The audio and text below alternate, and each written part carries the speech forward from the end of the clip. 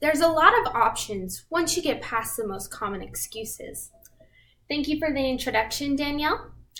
Often you will hear people say that they're too busy to exercise. Between all the demands of life, it can be especially hard for a student to find the time to get a good workout in.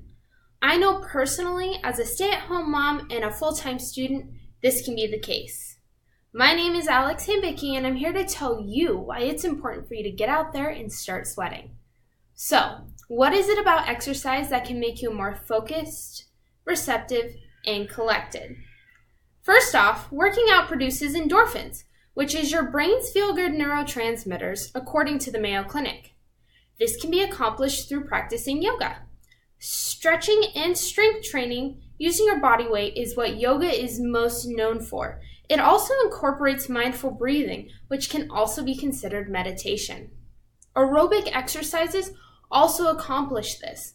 Pretty much anything that gets your heart rate up, like a game of basketball, soccer, or tennis, is going to start producing endorphins.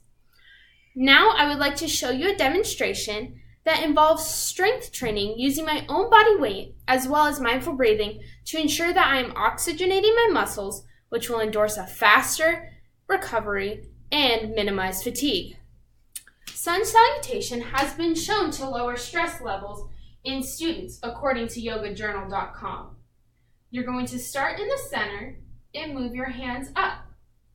While looking up, you're also going to fold down and then up halfway and back down again. Sun salutation is a moving meditation that lengthens and strengthens your muscles. It is a workout in and of itself, and it hits all the major muscles in the body. Lastly, you're going to go up again and then bring yourself center. And that is sun salutation.